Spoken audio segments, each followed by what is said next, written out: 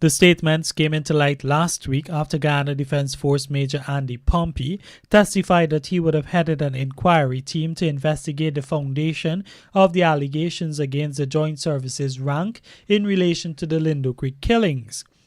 He would have interviewed a number of GDF ranks who were a part of the Joint Services team charged with recapturing notorious criminal Rondell Feynman Rollins and his gang.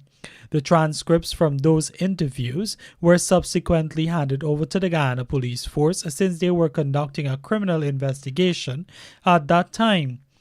The Commission, according to Chairman Donald Trotman, would have requested those statements, and to date, the Ghana Police Force and the GDF, through its councils, would have not brought them forward. Trotman said he is now forced to arrive at the conclusion that the statements are being deliberately withheld. At this time, the Commission gets the feeling that they are being deliberately concealed. But we would wish that, I would hope that that feeling be dispelled by the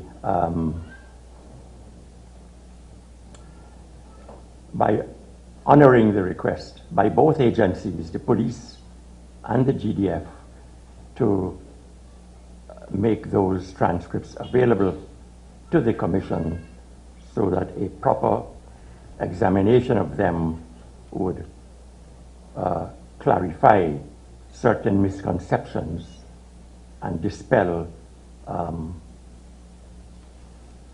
certain opinions. When former GDF Chief of Staff Rear Admiral Gary Best took to the stand this morning, Justice Trotman renewed a plea to have the transcripts handed over. However, Best testified that the statements were handed over to the police force immediately after the report was handed over to him. He added that they would have not retained any copies, nor would he have seen those statements. It's a serious accusation against the Joint Services. Reflecting and putting myself back in the position I was in when I sat in the chair, it was to find out why the allegations were being made. I felt comforted that there's a Ghana police force and they will do the criminal investigation. And I also wish to assume, perhaps when you refer to the statements, that you're not getting the statements from the police force, because we handed them over to the Ghana police force. We did not keep those statements.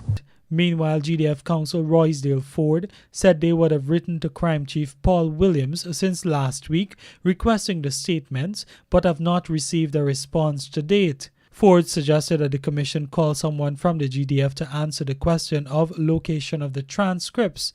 The COI is tasked with investigating the circumstances surrounding the deaths of miners Cecil Orokiam, Dax Orokiam, Compton Spears, Horace Drakes, Clifton Wong, Lancelot Lee, Bonnie Harry, and Nigel Torres, who were shot and killed and their bodies burnt at the Upper Berbice River mining camp sometime between June 12 and 24, 2008.